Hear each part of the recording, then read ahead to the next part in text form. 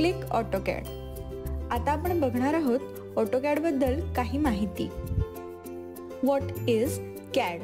सगळ्यात आधी आपण बघूया कॅड काय आहे. तर कॅड म्हणजे कम्प्युटर ॲडेड डिझाईन. मग ऑटोकॅड काय आहे?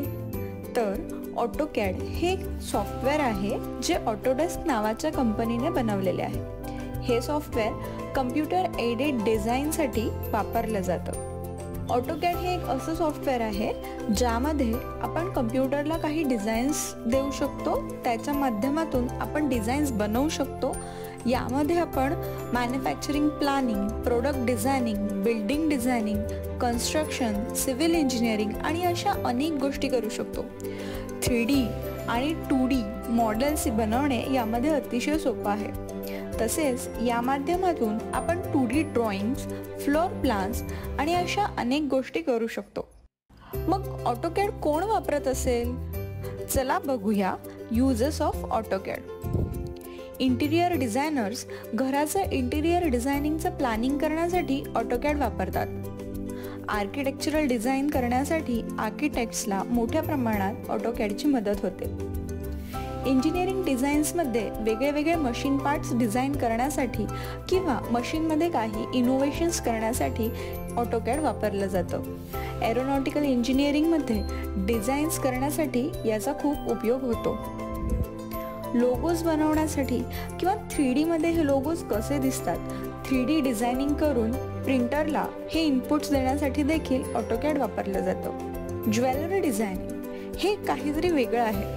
यामध्ये तुम्हाला ज्वेलरीसाठी विविध डिझाईन्स बनवता येतात. एवढंच नाही तर 3D प्रिंटरला तुम्ही या डिझाईन्स प्रोव्हाइड करून एक सॅम्पल मॉडेल देखील या ऑटोकॅडमधून तयार करून घेऊ शकता.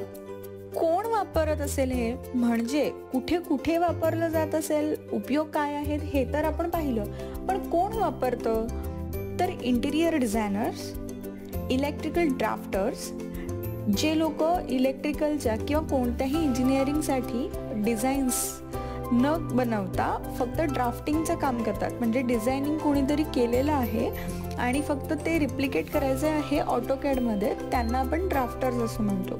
तर electrical drafters, civil drafter, mechanical drafters, fashion designer, graphic designer, set designers, logo designers आणि असे अनेक लोक ऑटोकॅड वापरत असतात. फीचर्स काय आहेत ऑटोकॅडचे? Let's see features of AutoCAD. यामध्ये आपण 2D ड्रॉइंग, ड्राफ्टिंग आणि ॲनोटेशन करू शकतो. सॉलिड, सरफेस आणि मेश असे 3D मॉडेलिंग करू शकतो. यामध्ये 3D प्रोडक्टचं आपलं जे काही मॉडेल असेल त्याचं आपण फोटो रिअलिस्टिक रेंडरिंग करू शकतो. आपल्या ज्या काही ड्रॉइंग्स असतील त्याला आपण PDF मध्ये किंवा DGN मध्ये कन्वर्ट करून इम्पोर्ट किंवा एक्सपोर्ट करू शकतो. आपले जे 3D मॉडेल्स आपण बनवलेले असतील ते आपण इम्पोर्ट करू शकतो. ऑटोकॅड मोबाईल ॲप, ऑटोकॅडसाठी आता एक मोबाईल ॲप देखील मार्केटमध्ये अवेलेबल आहे. मग एका कॅड प्रोफेशनलकडून एक्सपेक्टेशन्स काय काय असतात? तर त्याने काहीतरी नवीन आयडिया जनरेट करायला पाहिजे, म्हणजे आपलं ऑटोकॅड सॉफ्टवेअर वापरून त्याने नवीन आयडियाज डेव्हलप करायला पाहिजे. एखादी कॉम्प्लेक्स डिझाईन असेल तर त्याच्यासाठी त्याने सोल्युशन शोधायला पाहिजे. त्यानंतर कोणतीही डिझाईन असेल, स्पेशली इलेक्ट्रिकल डिझाईन्स असतील, मेकॅनिकल असतील किंवा आर्किटेक्चरल डिझाईन्स असतील, त्यांचे लेआउट्स त्याने प्रॉपर बनवायला पाहिजे आणि या सॉफ्टवेअरचा वापर करून त्याने जास्तीत जास्त चांगल्या आणि युजफुल डिझाईन्स बनवायला पाहिजे. मग आता कॅड प्रोफेशनल्ससाठी जॉब ऑपॉर्च्युनिटीज काय आहेत? तो एक कॅड डिझायनर बनवू शकतो. बेसिकली कॅड आपल्याला हेल्प करतं आपल्या इमॅजिनेशन्सना प्रत्यक्षात उतरवण्यासाठी. याच पद्धतीने तुम्ही कॅड डिझायनर बनवू शकता, कॅड मॉडेलर बनवू शकता, म्हणजे 3D मॉडेल करायचं आहे काही, किंवा कॅड ड्राफ्टमॅन बनवू शकता जसं मी आधी सांगितलं, किंवा कॅड ऑपरेटर देखील तुम्ही बनवू शकता. तर मग तुम्ही कॅडमध्ये सर्टिफाईड होऊ शकता का? का नाही, पण सुरुवात कुठून करायची? म्हणजे आपल्याला माहिती आहे का की कॅडचे सर्टिफिकेट्स, कोर्सेस आपल्याला कुठे करायला मिळतील? तर ऑफकोर्स नक्की माहिती आहे, क्लिक ऑटोकॅड सर्टिफिकेशनमध्ये. सर्व क्लिक कोर्सेसमध्ये आत्तापर्यंत 3 लाखपेक्षा जास्त विद्यार्थ्यांना बेनिफिट मिळालेले आहेत.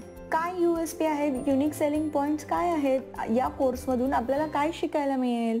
तर कॅडचे जे पण बेसिक कन्सेप्ट्स आहेत ते आपल्याला शिकायला मिळतील. त्याच्यानंतर ऑटोकॅडशी रिलेटेड जे काही कन्सेप्ट्स असतील ते देखील आपल्याला शिकायला मिळेल. यामध्ये ज्या पण आपल्याला टिप्स दिलेल्या आहेत किंवा टेक्निक्स सांगितलेले आहेत त्यामधून आपले ड्राफ्टिंग स्किल्स डेव्हलप होतील. म्हणजे आपली इमॅजिनेशन पॉवर जरी चांगली असेल तरी आपल्याला त्या प्रत्यक्षात उतरवता यायला पाहिजे, म्हणजेच आपल्या ड्राफ्टिंग स्किल्स चांगल्या पाहिजेत. जेव्हा तुम्ही ॲक्च्युअल कॅडमध्ये वर्क करणार आहात तेव्हा तुम्हाला कोणत्या डिटेल गोष्टींची आवश्यकता लागणार आहे किंवा काही बेसिक रूल्स असतील, काही नियम असतील ते देखील आपल्याला या कोर्समधून कळणार आहेत.